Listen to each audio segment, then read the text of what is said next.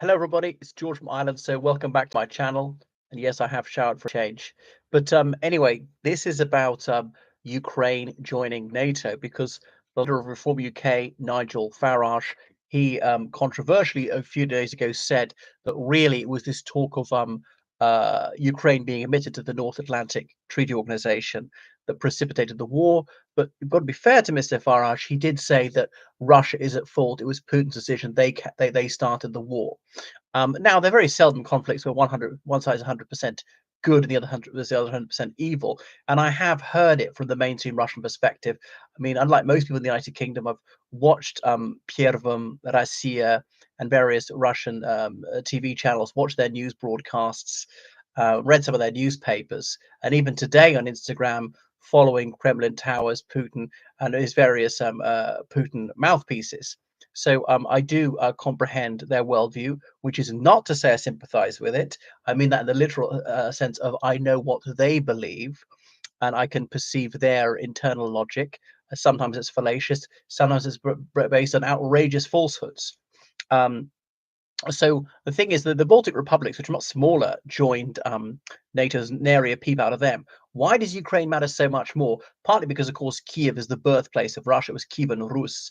The fulcrum of power only moved to Moscow later, and Moscow's only dated from, is it the 12th century AD, when Yuri Dolgoruki, as in Yuri Long Arms, wrote a letter, the very first written mention of Moscow, have dinner with me at my home in Moscow. And they celebrate that the way that's dated someday in September every year.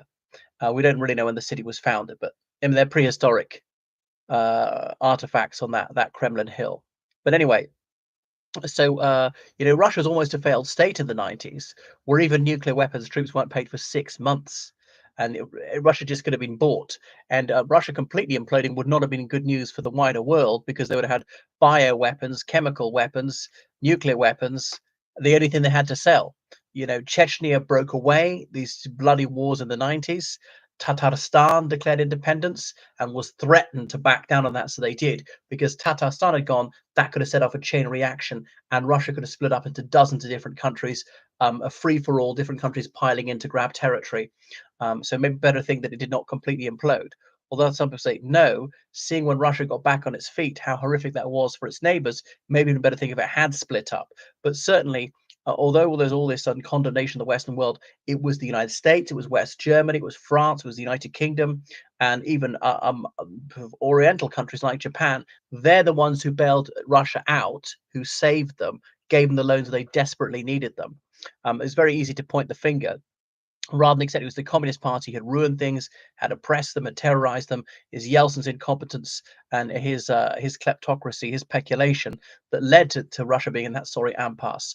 I know that the situation began to improve from 97, about 6 years into the post-communist era, began improving. It took several years to reach where they had been in 91. And Putin took over on New Year's Eve 1999, and he inherited an improving situation, though still brittle. But anyway, about 2008, that's when they began to massively rearm. And who was the Cassandra at the time? The one voice crying in the wilderness was Dr. Liam Fox, a Conservative MP. Sometime was he Defence Secretary? Certainly Shadow Defence Secretary. He's no longer in Parliament, I think. But nobody else was talking about this, that there was a massive rearmament. They doubled the defence budget in 1 year. That was ominous. It was the year that Medvedev did that job swap with Putin. He became president for 4 years, whilst Putin went back to being prime minister because the constitution restricted Putin to 2 consecutive terms. Then they amended the constitution to allow him another 2 terms, extended the presidential term from 4 years to 6. There was a slight risk. A well-informed Russian who grew up in Crimea told me this, that actually that Medvedev wouldn't vacate the presidency at the end of the 4 years. But in the end, he did actually honor the gentleman's agreement. Yeah, that Bucharest summit, it was early in 2008 when it was agreed that Ukraine would eventually be admitted to NATO. But of course, NATO had, goodness, how many members was it then? 28. Even one of them could have vetoed Ukraine joining. And Romania had only just joined NATO itself shortly before that. You see NATO flags all over Romania at the time. Romania, remember, having been a communist country, having been occupied by Red Army troops into the 1950s, but pursued a fairly independent foreign policy from 1968 onwards, though being formally a member of the Warsaw Pact, as in that Soviet-led military alliance. But Ukraine matters so much more because it's so much bigger. Because it's how much is it like over 600,000 square kilometers. So I mean, besides Russia, is the biggest country in Europe except for France. And there's the Black Sea, because so much of the Black Sea littoral is Ukrainian. And if the Ukrainians control Crimea, everything on the Russian Black Sea coast is within range. Remember, the Russian Black Sea fleet was there. At the dissolution of the Soviet Union, it was agreed that the Russian Black Sea fleet could maintain their ports at Sevastopol and elsewhere for a quarter of a century. Now, in 2008, up until then, Putin thought he could indirectly control Ukraine because a significant minority of Ukrainians were inclined towards Russia, maybe 30% of them. And with a bit of cheating and with forming an alliance with another party, that pro-Russian bloc, mainly the Party of the Regions, could control Ukraine. Remember, the Party of the Regions, the whole idea for greater regional autonomy was to enfeeble the Ukrainian state and therefore allow to Russia to exert greater control of over at least the eastern and southern regions of Ukraine, the most Russophone regions of Ukraine. Really, the ones that Russia's at least part occupying now: Crimea, Kherson, Zaporizhia, Donetsk, and Lugansk. To some extent, Kharkiv, which they haven't managed to seize. That's been the second biggest city in Ukraine, only 30 kilometers from the Russian frontier. And I know people, and I've met people from those regions, and some of them are Russophone, even Russia, ethnically Russian, but that doesn't automatically mean they want to be part of Russia. So the Baltics, Latvia, Lithuania, Estonia, they were so small, Russia didn't care about them that much. The other one is they'd not been in the Russian Empire all the time, but really the Russians regarded Ukraine as in a sense even more Russian than Russia is, because all right, then the fulcrum of power shifted to Moscow, and some of those other power cities in the Golden Ring around Moscow, like Vladimir had been capital briefly, St. Peter's been the capital from 1704. Remember, they didn't control the St. Petersburg area at all to the end of the 17th century. That was part of Sweden. And most of Russia is not really Russian at all. It's from the, say, the 16th century on. Ivan the Terrible, Ivan Grozny, means more like, what would I say?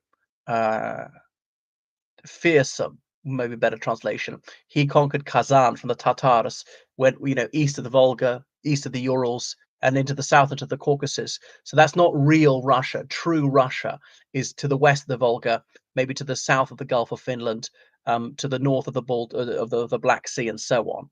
Uh, but whereas historically Ukraine was Russian for a very long time. But all right, new nations emerge. They're conquered by Poland in the late Middle Ages. They're somewhat Polonized. Didn't mean the Poles and the Ukrainians always got on, even though there's some commonalities between them. It's a bit like Ireland and England. We in Ireland, virtually all of us have at least a little bit of English blood. We're very culturally Anglicized, and likewise the English are sort of partly Irish and culturally Hibernicized to some extent, but that doesn't stop ultra-nationalist headbangers denying the plain truth. So Ukraine joining that would be the second most populous country in the former Soviet Union. That'd be a big headache for Russia, and so on. So up to this point, Putin thought he could indirectly control Ukraine by having a marionette there. Narrowly failed in the 2004 presidential election because the Orange Revolution, because of mass demonstrations. Thought he could succeed with a second bite of the cherry, which he eventually did in 2012, getting Viktor Yanukovych, his liege man of life and limb, elected. So far going to plan. But then he's forced out by those mass demonstrations at the time of the Euromaidan, despite Berkut, the police shooting dead over 100 unarmed protesters in Kiev. And the other thing is the Black Sea Fleet arrangement. NATO says, Ukraine, if you're to join NATO, you cannot have the Russian Black Sea Fleet there in Crimea. They could be spying on us. They're on NATO territory. No. So that 25-year agreement was due to expire in 2016. And Yanukovych, the last thing he did before he hightailed out to Moscow was to sign another 25-year lease for Russia to keep those naval bases. So Ukraine had bent over backwards to be accommodating to the Russians, allow them to keep those Black Sea naval bases, had made Russian a co-official language. It was the principal language of Crimea and some other eastern regions and so on. And relations actually very amicable in the 90s. Is really only when Putin came along that was a problem. So Putin began to see that he wasn't going to be able to control it indirectly. He was going to have to use force, and that'd be such a much bigger front with NATO troops there. And then NATO troops in Ukraine could mean a NATO thrust could easily get through to the Volga and cut southern Russia off from the major part of Russia, and so on. It would deny the Black Sea to so much of to the Russian fleet and so forth. So that's why they felt imperiled by that. But there's also this unacceptance of freedom, both at home and abroad, unacceptance of Ukrainian independence, unacceptance of Ukrainian nationhood, denial of what's happened, nostalgia for the Soviet or Russian imperial epoch. And so on, and wish to deny people their rights. And of course, if democracy succeeds in Ukraine, if they have human rights in Ukraine, if they have free and fair elections, if they have an independent judiciary and so forth, if they have the right to protest, and if it prospers, why shouldn't Russia have the same? They might start demanding the same. You've seen this in Latvia, Lithuania, Estonia, countries with like no oil, no gas, no coal, hardly any metals, any minerals, not much farmland, tiny countries, nobody else speaks their language, and they're far more prosperous than Russia just through good governance and freedom and anti-corruption. And that's obviously a dangerous precedent for the Putin regime when their people say that. So Putin obviously did not want to allow freedom to succeed. Anyway, so that's why he regards NATO as being such bad news. And if NATO succeeds there, looks like Armenia is wanting to leave the Collective Security Treaty Organization. That's Russia's pathetically tiny answer to NATO. Other Central Asian countries, and really that's the end of Russia. And other regions might want to break away and become independent. So that's my answer. That's why Putin considers NATO to be such an existential threat to his regime. Thank you so much for watching my channel. Make sure you subscribe on Patreon, donate on PayPal, georgecallahan79 at gmail.com. Bye.